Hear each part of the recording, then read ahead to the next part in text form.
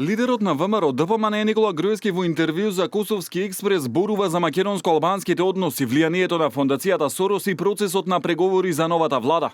Ставот на Груевски е дека треба да се обидат како партија која победи на изборите да создадат коалиција со ДУИ, ако постојат услови за такво нешто. Председателот на ВМРО ДПМН вели дека со Ахмети има главно професионален однос, но како лидери на двете најголеми партии соработуваат и разговараат, како што вели Груевски на почетокот со недоверба, која со текот на годините се надминала и сега ситуацијата е стабилна. На инсистирање на некои од албанските партии во Македонија, во последната деценија е поставена практика со која мнозинството во парламентот го добиваат македонската и албанската партија што победиле на изборите. Ние сме практикувале постизборна коалиција со албанските партии, кога ни било потребно да обезбедиме мнозинство во парламентот, но кога сме немале потреба, бидејќи сме имале мнозинство да изгласаме влада. Нашиот став е да се обидеме да создадеме коалиција со ДУИ, ако постојат услови за такво нешто. Овој пат, со оглед на тоа дека немам 51% во парламентот, коалицијата ќе биде важна за да се создаде мнозинството во парламентот. Во однос на прашањето зошто ДУИ изгуби многу од албанските гласови, Груевски анализира неколку причини. Прво, долгото владење кое во едно демократско општество има последици кај гласачите. Второ, медиумската пропаганда поддржана од Сорос е насочена против ДУИ. Трето, политиката која ја воделе нивните функционери. И четврто, партијата повеќе се фокусирала на националните отколку на граѓанските прашања.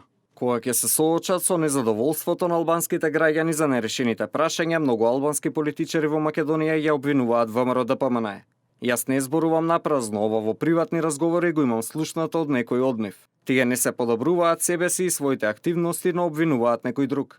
Тоа не е слабост само на ДУИ, туку на сите албански партии.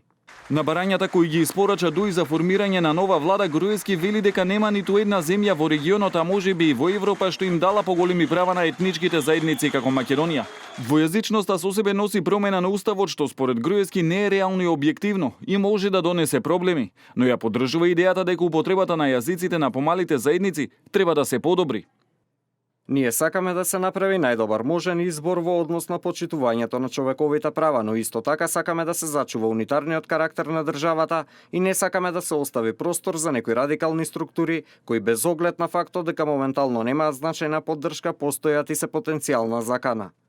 Во однос на условот да се продолжи мандатот на специјалното јавно обвинителство, лидерот на ВМРО ДПМН го повтори ставот дека за измена на договорот од Пржено потребна и согласност од сите 4 партии подписнички. Ништо за што веќе се изјасниле како партија, дека нема да дозволат, бидејќи според Груевски обвинителството на Јанева не работи правно, туку за политички цели. Покажавме дека сме подготвени за спроведување на истрага за сите оние причини за кои се формира ова обвинителство и во целост понудивме комплетна логистичка поддршка за специјалното јавно обвинителство.